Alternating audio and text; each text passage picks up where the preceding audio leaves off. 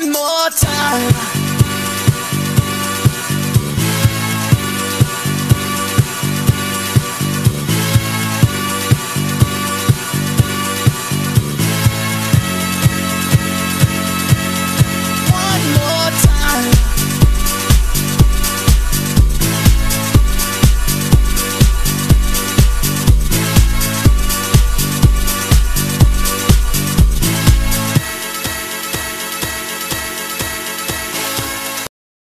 최근 여론조사를 보면 대구에서 박근혜 후보가 70% 이내로 떨어졌습니다. 그래서 여러 가지 여건에서 우리가 잘 국가비전을 제시한다면 충분히가 아니라 완벽하게 이길 수 있다 이렇게 자신하고 지난 총선에 40%, 38% 이 정도였는데 이번 대선에서는 50% 이상 넘길 수 있도록 우리 모두 힘을 모았으면 좋겠습니다.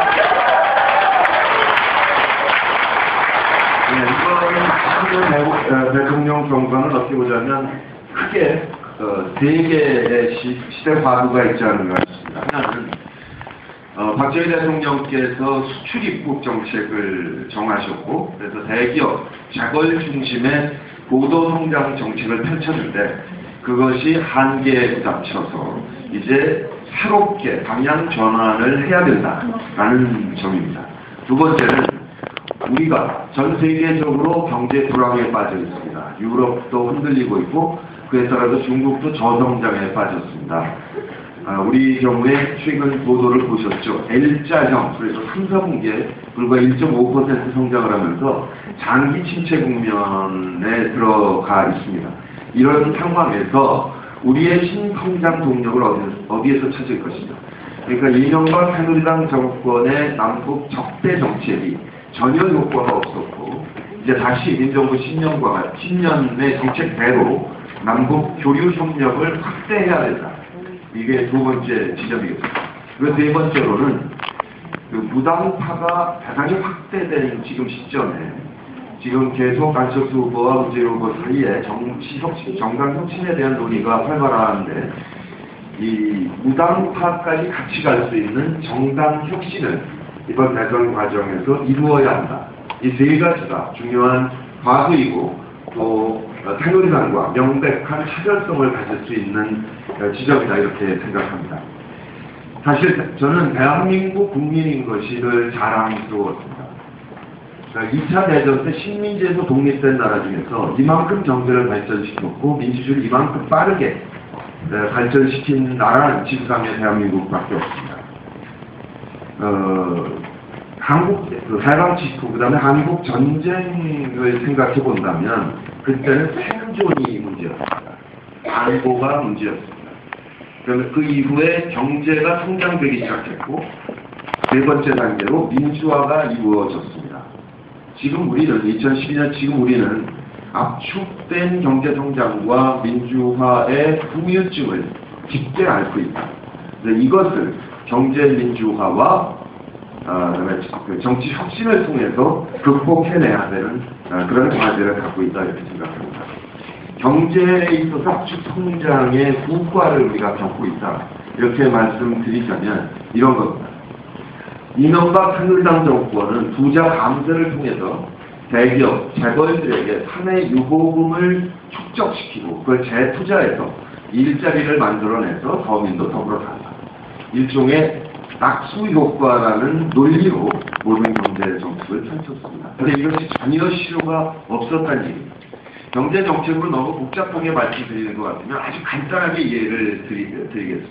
예컨대 삼성전자가 있습니다. 그래서 이건희 씨가 그 삼성전자에서 2만 원을 법니다. 이익이 2만 원이 납니다. 노동자가 10,000명입니다. 그런데 노동자 10,000명에 대해서 최저생계비는 1월 50전인데 10,000명에 대해서 1원씩 나눠줍니다. 그리고 이건희 씨가 10,000원을 가져갑니다. 그런데 이 회사에 10,000원이 추가 이익이 생겼습니다. 3만 원이 됐습니다. 이랬을 때 이 10,000원을 어떻게 지출할 것이냐. 이게 근본적인 경제 정책의 차이라고 볼 수도 있겠습니다. 5,000원인데 최저생계비가 1원인데 1원 50전인데 1원밖에 주지 않기 때문에 한 끼는 라면 먹으면서 겨우 버팁니다. 근데 이분들께 월급을 2원을 주는 거죠. 그렇게 되면 앞으로 월급이 더 오르겠구나라고 예상할 수가 있기 때문에 1월 50전을 2월을 다 소비하게 됩니다. 가끔 외식도 하게 되고요. 네, 월급이 올랐으니까. 그렇게 되면 결국 이 이건희 씨에게 10,000원을 다 줄 경우는 예전에 9,000원 예금하다가 19,000원을 예금하게 되는 거죠. 노동자 10,000명에게 2월씩 월급을 주면 저축이 늘어나지 않습니다. 그러니까 박정희 대통령이 60년대에 채택한 것은 바로 이거였습니다. 재벌과 대기업에게 모든 힘을 몰아줘서 그걸로 재투자가 이루어져서 거기 공장을 지면 그 다음에 고용을 하게 되고 그러면 국민들도 더불어 살 수 있게 된다라는 거였죠. 이게 60년대, 70년대, 80년대에는 어느 정도 작동이 됐습니다. 실제로 그랬습니다. 원래 우리가 저개발 국가고 공장이 없었기 때문에 여러 산업을 확산해 나갈 수 있었죠. 그러니까 삼성그룹 경우에는 원래 그 제1제당 아닙니까? 설탕 만들고 제1모직을 하고 있었고 그런데 막 전자까지 이렇게 커갖고 현대그룹 경우에는 건설회사 갖고 있다가 조선소 만들고 중공업 만들고 자동차 만들고 이러면서 계속 공장을 지었으니까 당연히 그게 효과적이었습니다. 그런데 처음부터 이 부분에 대해서 이론이 있었던 것이 사실입니다.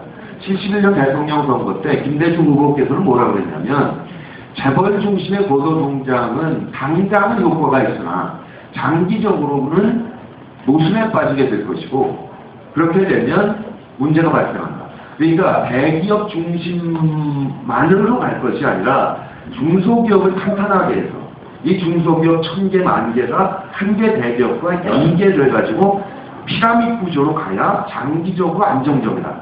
라고 주장을 했습니다. 71년 대선. 소위 그게 대중경제론이었습니다. 근데 실패함으로 해서 그 박정희 대통령의 수출 주도형 재벌 중심의 고도성장 정책은 우리나라에서 단 한 번도 변화 없이 쭉 이어져 왔던 겁니다. 그래서 한때는 우리가 대만보다 높았습니다. 대만은 중소기업 중심으로 경제를 성장시켰거든요. 그러다가 IMF를 당하고 그 이후는 지금 대만이 우리 경제보다 더 나은 상태가 됐습니다. 그러니까 60년대부터 재벌 중심의 고도성장 정책이 97년 IMF를 불러오고 말았던 것입니다. 왜 그런 현상이 나타났느냐? 대기업들 간에, 재벌들 간에 과당 경쟁이 벌어진 겁니다.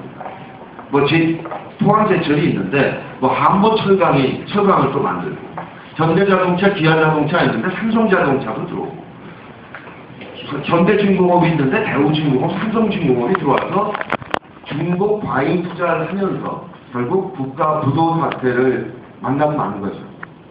그러니까 97년에 우리가 IMF 식민지가 됐습니다. 새누리당이 집권하고 있어요. 그래서 그때 IMF가 우리에게 강요했던 것은 뭐냐면 크게 보면 딱 세 가지입니다. 하나는 마음껏 대구할 수 있게 하라는 거예요. 그 이전까지는요. 97년 이전까지 우리나라에 비정규직이라는 용어 자체가 없었습니다. 알바하다가 회사에 들어가면 평생 직장이죠. 일본이 평생 제도를 썼기 때문에 우리도 그걸 배웠습니다. 그래서 한 번 회사에 들어가면 앵간히 해치먹기 전에는 안 잘리고 끝까지 다닐 수 있었죠. 그랬는데 97년에 마음껏 대구하라. 이거 하나. 두 번째는 금융시장과 주식시장을 전면 개방하라. 이렇게 된 겁니다. 그러니까 외국 자본들이 들어오면서 회사에게 무엇을 요구하느냐? 주식을 가진 사람들이, 경영진에게. 이익을 최대화하라. 이겁니다. 그러니까 직장에 있는 직원들이 평생 이게 내 직장이고 내 가정이다라는 생각으로 같이 성장하던 과거의 생각, 그게 있었는데, 그걸 다 깨고, 평생 직장이고 없고, 그냥 그때 이익을 최대화하기 위해서는 마음대로 자를 수 있도록 한다. 이렇게 된 겁니다. 그러니까 그때부터 정리해고가 무지하게 일어나기 시작합니다. 그리고 이익을 극대화하다 보니까 일종의 사내에서 하청을 하는 거예요. 비정규직을 고용하고 사내 하청을 합니다. 지금 울산 현대자동차에 지금 송전탑에 비정규직 2분이 올라가 있죠. 10년 전에 이를 정규직화하라고 그거에 판결이 있었음에도 불구하고 안 하고 있습니다. 그러니까 이익을 극대화하기 위해서 그렇게 한 거죠. 그다음 네 번째는 이 재벌 중심으로 보도 성장을 하고 이익을 많이 만들라 이렇게 됐는데 우리가 맨 처음에 뭐 섬유 공장 짓고 뭐 자동차 공장 짓고 이럴 때는 공장을 짓게 많았어요. 산업 분야가. 근데 이제 전자 반도체에서 갈 때까지 가고 나니까 더 이상 투자할 데가 없습니다. 더 이상 지을 공장이 없는 거죠. 그렇게 됐는데 우리 한번 생각해보죠. 현대그룹의 정주영 대장, 얘 손자가 지금 사장을 합니다. 이병철 회장의 손자가 회장을 합니다. 그런데 이 삼성 경우는 자식이 좀 적죠. 현대그룹 경우에는 아들이 10명만 넘습니다. 그러면 정주영 회장, 그 다음에 마누라, 아들 10명에 처가까지 이 사람들 모두 다가 뭔가를 하게 해주려면 회사의 종류가 기하로 수적으로 늘어나야 됩니다. 그런데 새롭게 투자를 하면 없는 거잖아요. 그럼 어떻게 해야 하느냐? 중소기업의 뒤통수를 쳐서 뺏어서 거기 사장을 합니다. 골목 상권에 들어가서 커피집 체인, 빵집 체인 이런 거에서 그들에게 경영권을 승계할 수 있도록 뭔가 사장 자리를 만들어줘야 됩니다. 지금 우리 경제는 딱 여기까지 와 있습니다. 그러다 보니까 일자리가 없어요. 우선 정규직 800만, 비정규직 800만, 거기다가 자영업자 800만, 특수고용직 250만. 특수고용직은 뭐냐면 간병인, 요금파 아줌마, 택배하는 분들, 이런 분들이 특수고용직입니다. 그러니까 회사와 계약을 해서 자기가 영업 주인으로서 계약을 했지만 실질적으로는 노동자와 마찬가지인데 노동자가 아니기 때문에 노동자 대우조차 받을 수 없는 비정규직보다 어떻게 보면 더 어려운 이런 분들이 250만 이렇게 돼 있는 겁니다. 그러니까 지금 여기 계신 분들의 남편 3분의 1이 정규직, 3분의 1 비정규직, 3분의 1 자영업으로 되어 있는 겁니다. 그러니까 불안하니까 수입이 부족하니까 우리 또 여성분들이 다 일자리 나가시죠. 그런 상태면 이제 학교 다니는 아이들이 도시락 싸줘야 돼요. 그러니까 지금 경제가 어려우니까 아이고 박정희 대통령 때가 좋았어. 그렇게 얘기를 하시는 거죠. 그때는 그랬어요. 그런데 이제는 모든 공장이 다 지어져 있고 한계에 딱 부닥친 상태에서 재벌들이 이익을 최대화한다 라고 하면서 자르기 시작하니까 비정규직으로 고용을 하고 사내 하청을 하면서부터 이렇게 서민의 삶이 고통스럽게 된 거죠. 그러면 2007년 대선 한번 되돌아가요. 그때 뭐라고 그랬냐면 이명박 박근혜 후보 두 사람이 민주정부 10년이 경제를 죽였으니까 우리가 살리겠다. 방법은 줄투세다. 그랬어요. 세금을 줄이고 규제를 풀고 질서를 세운다. 남북 퍼주기를 하지 않고 상호주의를 하겠다. 이렇게 얘기했죠. 경제 죽였나 민주정부 10년이. 대한민국 경제 제일 어려웠던 때는 물론 50년대 보릿고기 말고요. 제일 어려웠을 때는 새누리당이 집권하고 있던 97년에 대기업들을 규제하지 않았어요. 이들이 과잉 중복 투자를 해서 IMF를 불러들일 때가 제일 어려웠어요. 어마어마하게 잘렸으니까요. 그때 96년도에 우리 개인당 국민소득이 10,000불이 넘었거든요. 97년에 7,800불로 떨어집니다.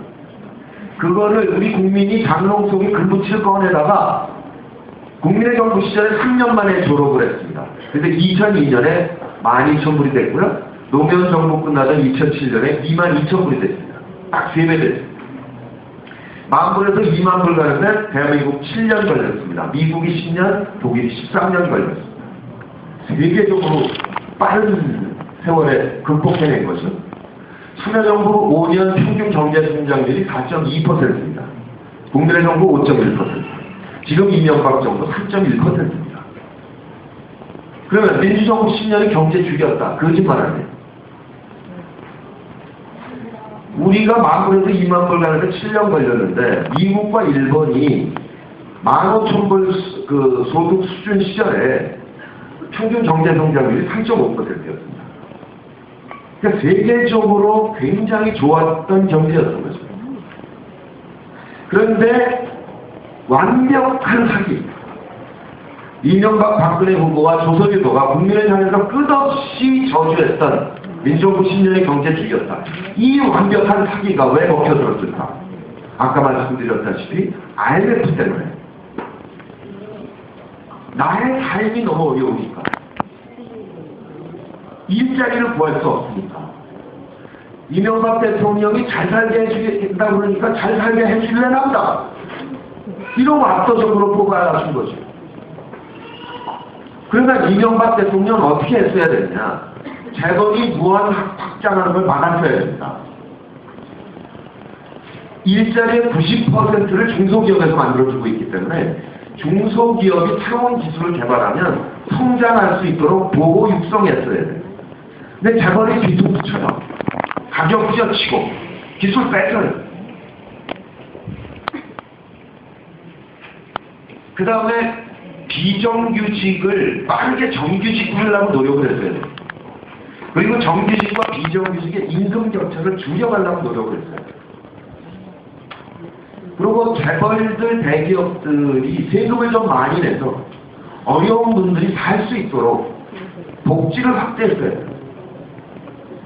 완벽하게 180도 깎으러 간 겁니다. 참 나쁜 사람들이죠. 참여정부 시절에 전경련에 조사한 자료를 보면 대기업들한테 물어요. 왜 투자를 안 하십니까? 이렇게 물어보면 1위, 투자할 데가 없다는 겁니다. 투자할 데가 없다. 세금이 많아서 이건 5, 6위밖에 안 돼요. 1, 2%밖에 없어서 거짓말이니까. 그걸 알고 있었어요. 이 정권에서는 대기업이 돈을 더 많이 벌어봐야 투자하지 않는다는 건 너무나 잘 알아요. 그런데 무려 5년 동안 80조를 깎아준 거예요. 원래 계획대로 가면 90조로 깎아준 거예요. 그리고 국민의 70% 이상이 하지 말라는 4대강 특진에 23조를 때려고 있습니다. 우리 부산 먹을 물 때문에 얼마나 골치 아픕니까? 근데 멀쩡히 흐르는 낙동강을 왜 낙동 호수로 만드냐고. 녹죠 그냥. 먹을 수가 없게 만들어 놓죠. 완벽하게 깎으러 갔습니다. 부자 감세 80조를 말이죠. 거기다가 부자 감세 80조에다가 4대강 23조 뭐 이렇게 쏟아붓다 보니까 국가와 공기업 부채가 410조가 됐거든요. 늘어났네. 그러면 이자만 치면 20조입니다. IMF 때 대기업을 부지하는 공적 자금이 형성했던 게 160조였거든요. 참여정부 4년 차까지 그거 갚았어요. 민정부 9년 걸렸으니까 그거 갚으라고 7조 4년 차에 복지를 확대하려면 돈이 없어서 못했어요. 400조는 이자만 20조거든요. 원리금을 400조를 뭐 한 10년에 갚는다 그러면 40조 하니까 그러면 원리금 40조, 이자 20조면 60조입니다. 60조면 2천만 원 받는 연봉 일자리 300만 개입니다.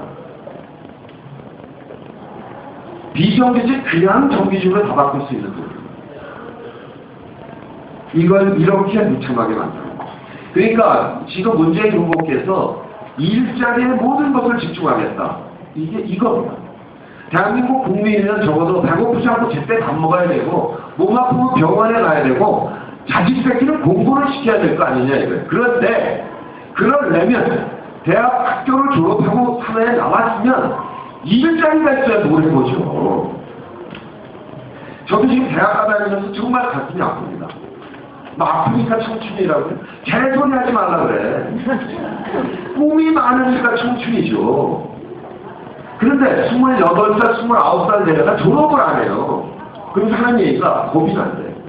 그래서 사회 나가는 거예요. 그래서 억지로 군대 갔다 오고 휴학하고 그래서 졸업을 안 하는 거예요, 얘가. 그래서 하는 얘기가 뭐냐면 입학 동기들이 연락이 안 된다는 겁니다. 이제.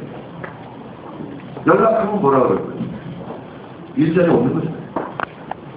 그러니까 어디 절에 들어가서 구급시험 공부를 하고 있는 거예요. 구급공무원. 근데 구급공무원 시험 공부하고 있다는 말을 하기가 창피해서 만날 수가 없는 거예요. 합격된 다음에는 야 어쩔 수 없었어. 너 어떻게 하냐? 목구멍이 포도청인데. 이렇게 얘기를 할 수 있는데 아직 붙지도 못했어. 그 말은 돼. 저도 북부에서 다니는데 저 부모가게 사장 엄마가 저를 붙잡고 오시죠. 야, 이게 국민생활에 아무런 도움이 안 돼. 재벌이 국가 경제에 도움이 되는 것. 첫째, 공장에 투자, 공장을 만들어서 일거리를 만들어주는 것. 아니면 그거 못하면 세금이라는 내죠. 어려운 분들이 다 할 수 있게 해줘야 돼. 그런데 재투자 안 해요. 두 번째, 세금. 세금 많이 낸다고? 도요타가 법인세 30% 냅니다. 현대자동차 18% 내고요. 삼성전자가 12% 냅니다. OECD 네개국 중에서 재벌과 대기업 중에 세금 이 정도로 낮은 나라는 우리밖에 없습니다. 그럼 그동안 박정희 대통령 시절부터 해서 60년대부터 지금까지 50년 동안 우리는 왜 대기업과 재벌이 성장하기를 그렇게 학수고대 했냐 이거예요. 같이 살자고 하는 거 아니냐 이거지. 이거를 다시 방향을 잡아야 되는 겁니다. 이제 더 이상 수출 주도형 재벌 중심의 고도 성장은 없다. 이겁니다. 그러니까 중소기업을 보호 육성해야 됩니다. 정리해고 못하도록 해야 돼요. 줄여야 돼요. 국공기업, 국영 또는 공영기업부터 비정규직을 빠르게 정규직화해야 돼요. 그 다음에 비정규직과 정규직의 임금 격차를 줄이고 나중에는 비정규직이 많도록 해야 돼요. 특수고용직 노동자들을 보호해줘야 되고요. 청년 고용 의무 할당제 같은 거를 도입해야 됩니다. 중소기업 보유업종, 소상공인 보유업종을 도입을 해서 골목상권을 보호해야 됩니다. 대형 유통 매점들 이거 지금 신고자인데 허가제로 바꿔야 됩니다. 그래서 서민의 삶을 보호해야 됩니다. 우리 지금 핸드폰이 이제 필수품이 됐죠. 근데 이 문자나 가입이나 이거 소용 필요 없거든요, 사실. 기술이 이미 갔기 때문에. 그런 거 대폭적으로 낮춰줘야 됩니다. 거기다가 어찌됐든 우리가 지금 고등학교 졸업자의 88%가 대학을 가기 때문에 이 대학은 이제 거의 필수가 돼버렸죠. 그러니까 대학 등록금도 그야말로 복지 차원에서 해결해 나가야 됩니다. 그래서 2014년도부터 국공립은 반값을 하겠다. 그리고 사립학교 경우에 산에 있는 누적된 그 보유공주들을 푸는 조건에 따라 사립대학도 차츰차츰 대학 등록금이 안착될 수 있도록 노력을 해야 된다. 이렇게 얘기하면 딱 재벌은 땅 타고 했나? 뭐 어쩌라는 거냐 이거죠. 그저 OECD 기준에 맞는 정도라도 부담을 하라. 적어도 대기업이면 대기업답게 들어가요. 하나 생각해봐야 될 거는 87년의 6월항쟁 후에 7, 8월에 노동자 대투쟁이라는 게 있었습니다. 어르신들 기억하시죠? 근데 그때 그 전까지 노동조합이 만들어지고 뭐 쟁의한다 그러면 빨갱이라고 그렇게 신문에서 조절했거든요.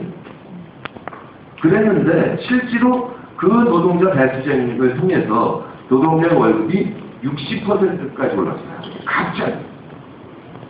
그랬는데 부도나는 대기업 없었고요.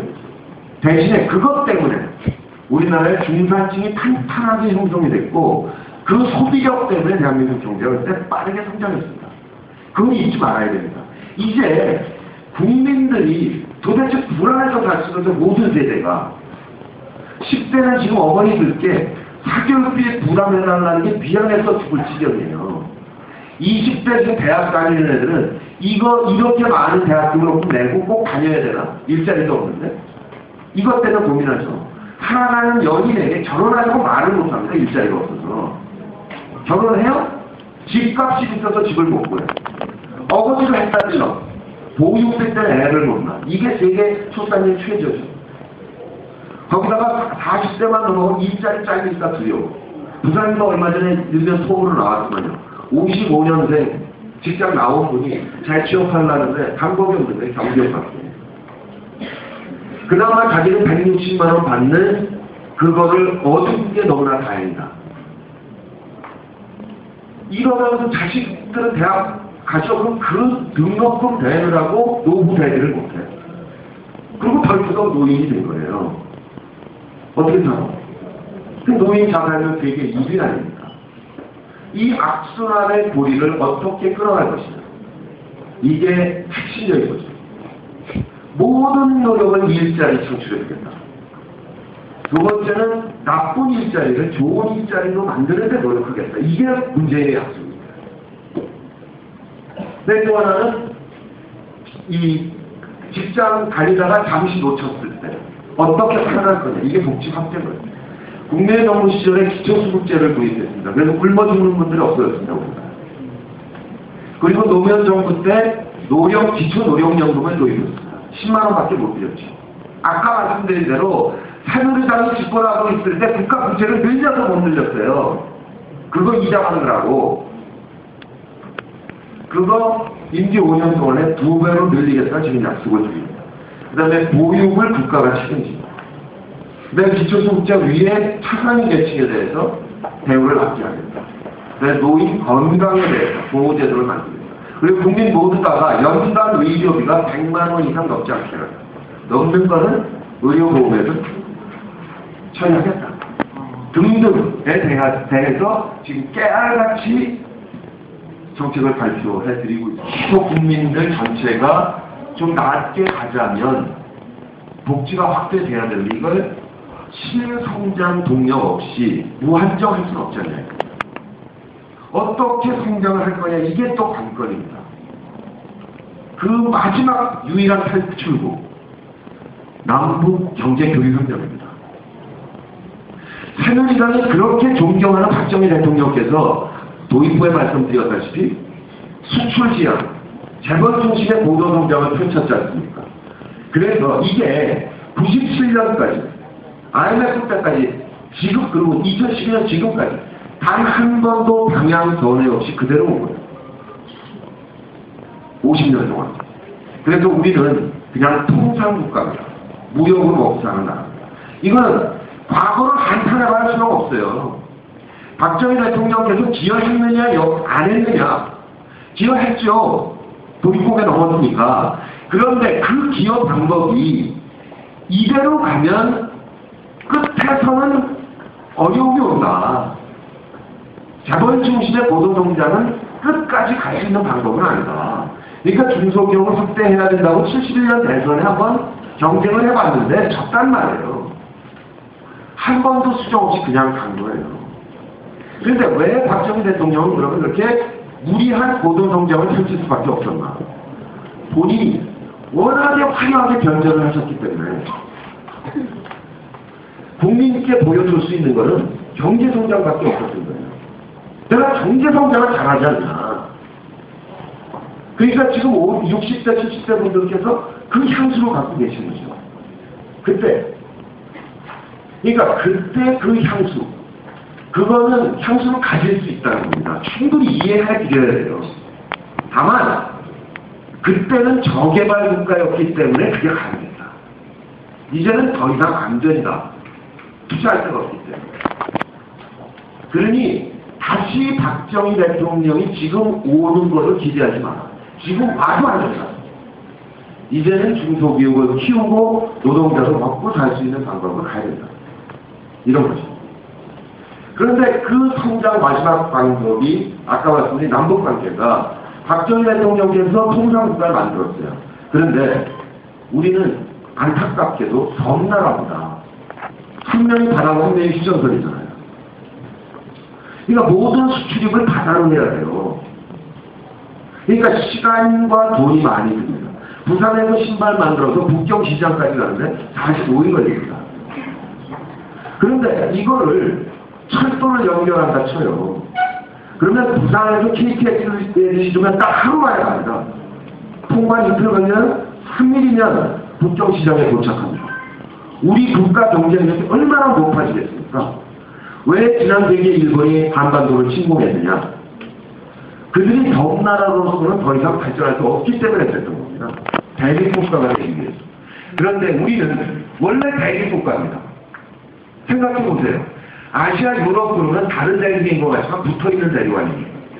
대한민국은 아시아와 아프리카, 아시아와 유럽, 지구상의 가장 거대한 대륙의 출발지입니다.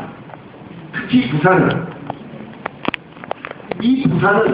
이 물류의 장점을 이용하기 위해서 이미 준비가 다 끝나 있는 도시입니다. 노무현 해수부 장관이 북한을 재개발하기로 하고 참여정부 때 강서구의 신항만을 대대적으로 만들었습니다. 그리고 신항만 배후철도라는 걸 만들어서 해안부터 상남진에서 정부선에 연결됩니다. 그거 왜 해놨냐? 남북철도가 연결될 때를 대비해서 했던 겁니다.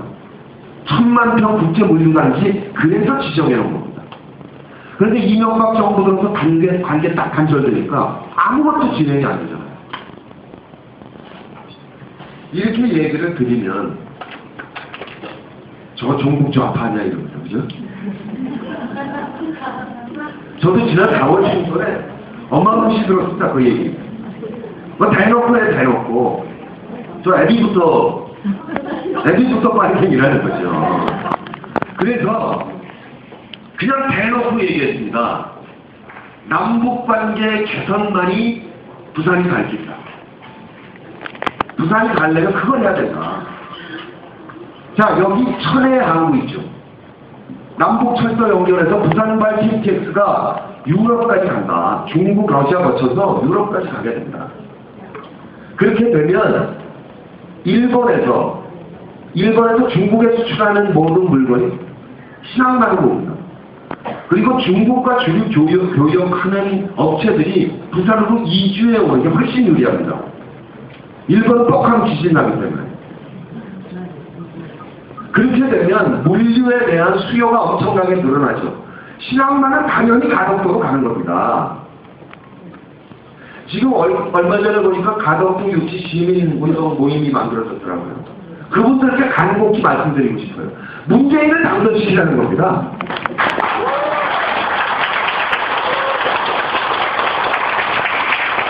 다른 지역하고 그거 놓고 신랑이 할 이유가 없어요.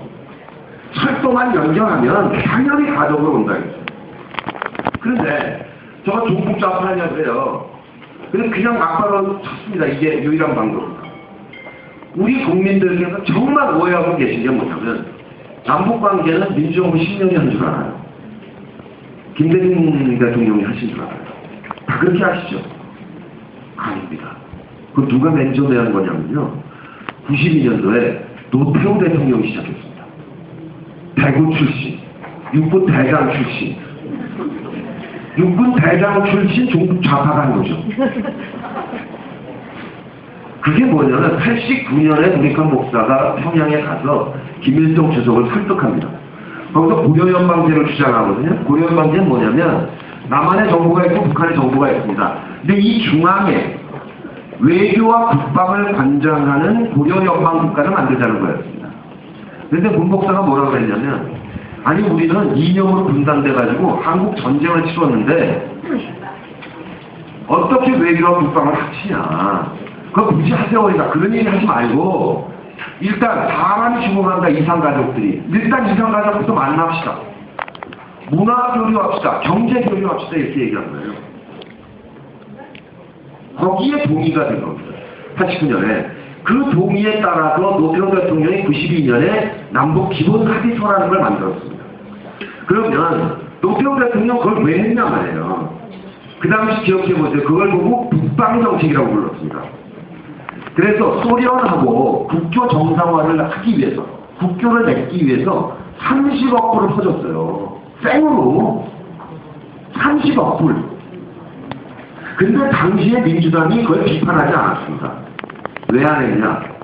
일단 소련 그 당시가 80년대 말에 동굴아파가 붕괴해요. 소련이 흔들거려요. 중국이 자본주의와 하겠대. 그럼 더불은 좀 세지만 뭐 어쩌겠냐 이미 줬는데 그 반대 안 했어요. 거기가 국교 정상화가 되는 그걸 가지고 그 다음에 남북 대화를 해서 남북 간의 철도와 도로를 연결하려고 했던 겁니다. 그래서 중국 시장을 쓰려고 성공했죠. 중국 지금 우리나라 수출액수의 8%가 일본, 10%가 미국, 중국이 25%입니다. 이만큼 중국 시장을 많이 쓰고 있어요. 이제 철도만 연결하면 어마무시하게 경제적인 이득이 올 거죠.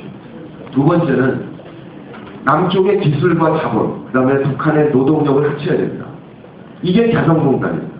삼덕통상이라고 부산에 신발업체 있거든요. 그래서 부산에 있는 신발업체들 다 노동지배학으로 다 노동력이 올랐기 때문에 동남아로 싼 임금 찾아갔다가 중국에 갔다가 뒤통수 맞고 지금 다 돌아와요. 그런데 어차피 폐업할 공장을 뜯어서 개성으로 가져가자는 거예요. 그럼 개성의 월급이 120불입니다.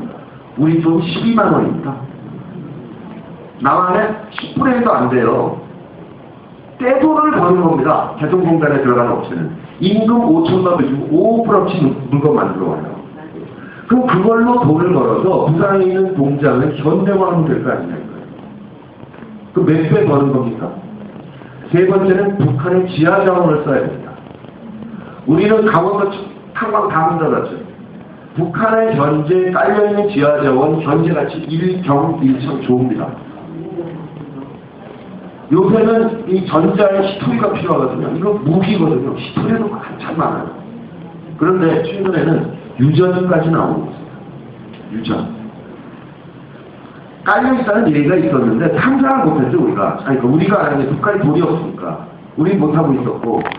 그런데 만주에서 유전 개발에 성공했어요, 중국에서. 그랬는데 그 지층 구조와 똑같은 지층 구조, 시누지 앞바다에 있는 거예요. 매장 추정량이 1경입니다. 요새 반띵 정신에 따라서 경제효과 5천조라고 없어요. 1년에 우리가 100조 수입하거든요. 50년 쓸 수 있는 게 있습니다. 그러면 이걸 왜 하느냐? 조선일보가 현대 자동차가 파업하면 일주일 만에 무슨 회사 손해액이 5천원이다 이러고 계산해내잖아요. 이걸 계산해보라고요. 남북관계를 개선하면 대한민국 경제에 얼마나 이득이 될까? 계산이 안 돼요, 이거는. 너무 많아서. 그런데 대결 국면으로 들어가서 남북관계를 단절하는 거죠. 남북관계 단절하면 북한은 식량 자극이 안 됩니다, 지금. 그래서 굶어 죽지 않으려면 중국하고 교류를 해야 돼요. 그러니까 지금 북한에 있는 그 소중한 지하자원 채굴권이 차례로 중국으로 넘어가고 있는 겁니다. 지난달에는 북한 전역의 지하자원 풀사건이 중국에 넘어갔어요. 그러면 지금 새누리당이 우리 헌법에 대한민국 영토를 한반도와 부속도서로 한다 이렇게 돼 있죠. 새누리당이 그렇게 폐지를 반대하는 국가보안법에는 북한 땅은 반국 단체가 불법적으로 점령하고 있는 대한민국 영토입니다. 그런데 미래의 그 어마무시한 그 경제적인 이득을 다 도외시하고 왜 우리 영토의 반을 잘라서 중국에 가져갔다 바치냐 이거예요. 이완용은 돈이나 받았지. 이게 무식한 반민족적인 매국행위냐 이거예요.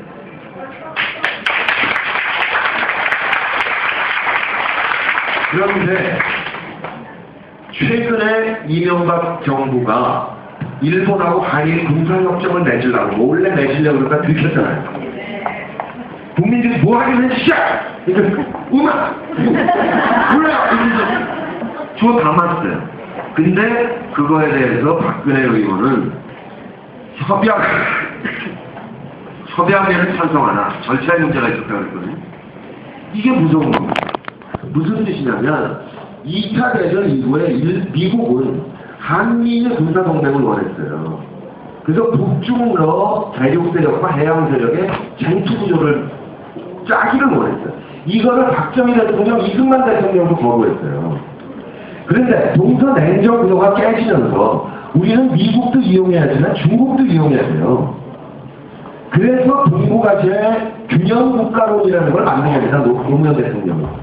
그랬는데 이거를 이명박 새누리당 정권이 균형자를 포기하고 미국이 중국과 적대 정책, 견제 정책을 하는데 몸을 실어버린 거예요. 이게 새누리당 정권의 본질입니다. 그러니까 이명박 대통령 당선자는 당시에 뭐라고 했냐면 김대중 대통령 전 대통령을 찾아가서 남북관계를 어떻게 하면 좋겠습니까? 실용이라고 그랬습니다. 그 사람을. 그러니까 김대중 대통령이 막 설명해 줬어요. 30분 정도 만났다고 그래요. 4번 동안 각하고 있습니다. 저는 그렇게 하겠습니다. 이렇게 얘기했다는 거예요. 근데 왜 안 했냐? 조선일보가 공격하니까.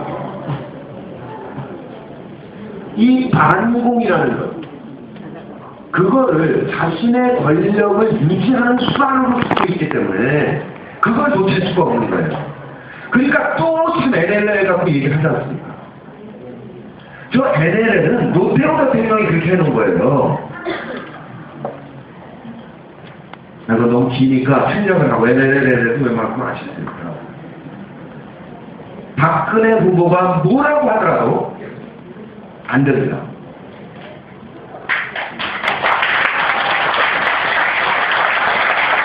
자, 이런 생각이 드는 거예요. 뭐냐면 박정희 대통령은 본인이 국가 경영을 하면서 국가 미래를 이렇게 봤어요. 물론 영구집권해야 된다는 그 독재자의 진동이 문제였는데 전략을 갖고 갔어요. 그 전략을 갖고 가려면 재벌 중심의 고도 성장을 하려면 노동자 빨갱이, 복지 빨갱이, 남북관계 빨갱이 이렇게 공격을 했어야 돼요. 그 사람은.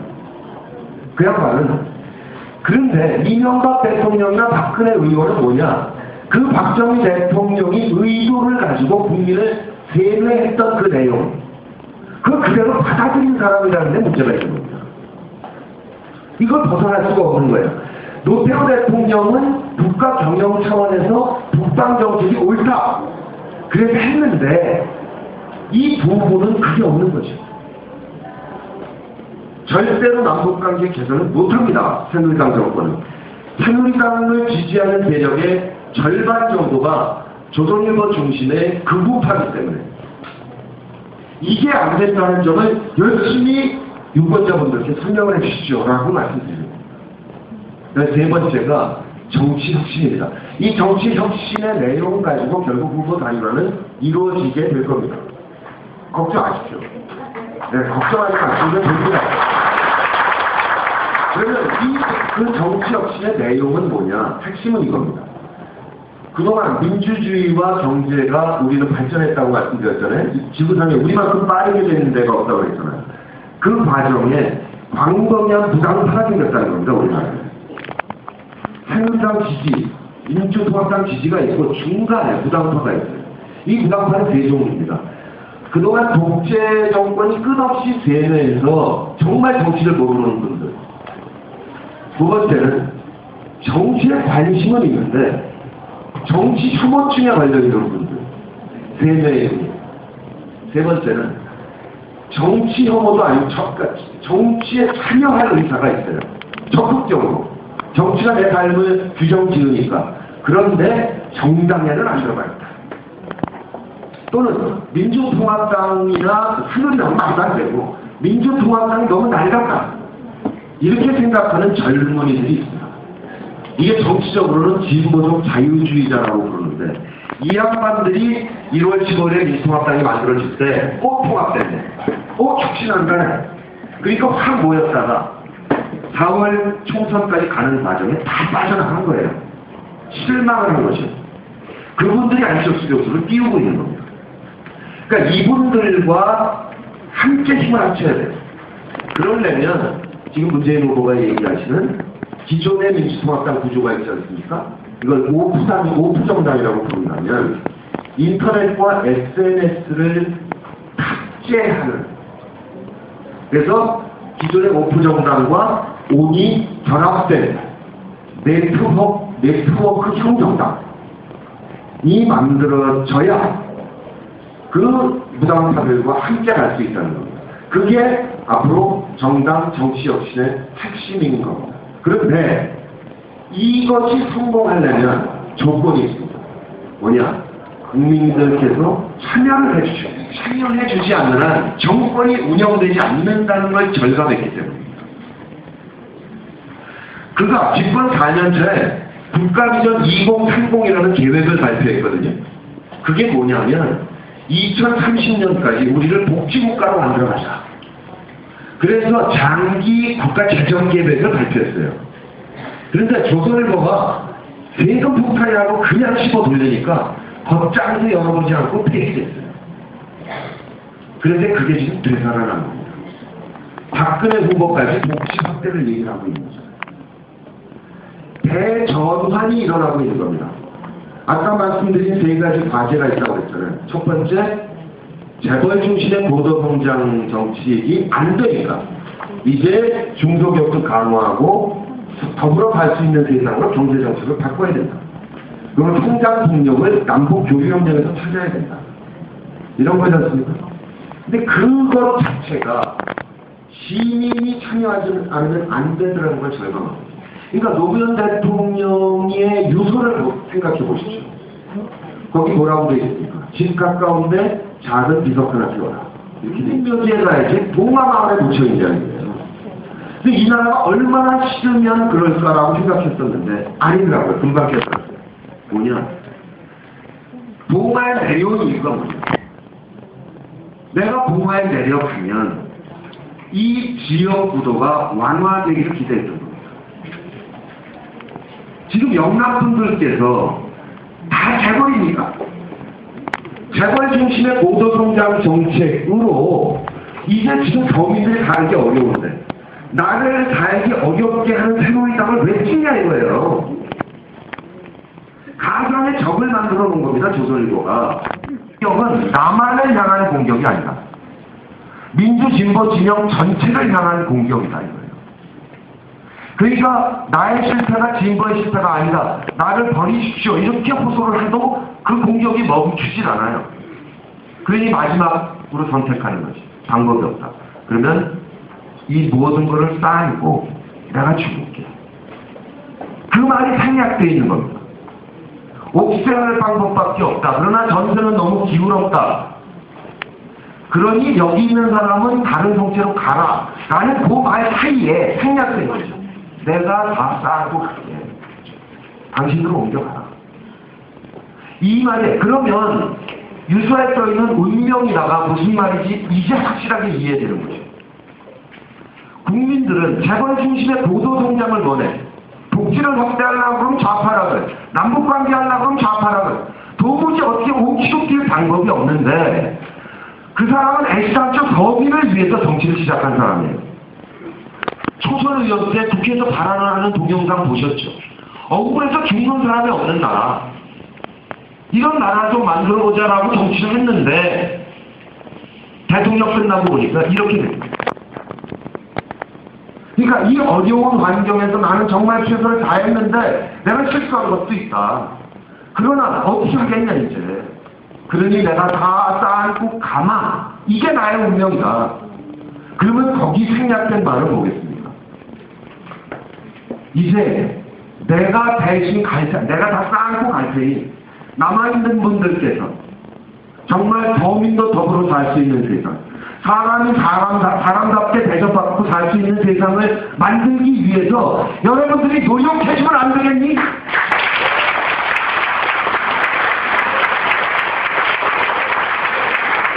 그 말을 생각한 겁니다.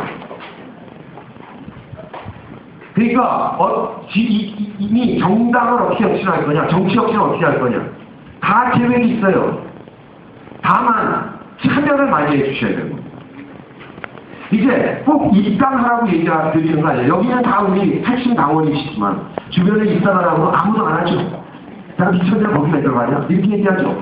입당 안 하셔도 된다는 겁니다.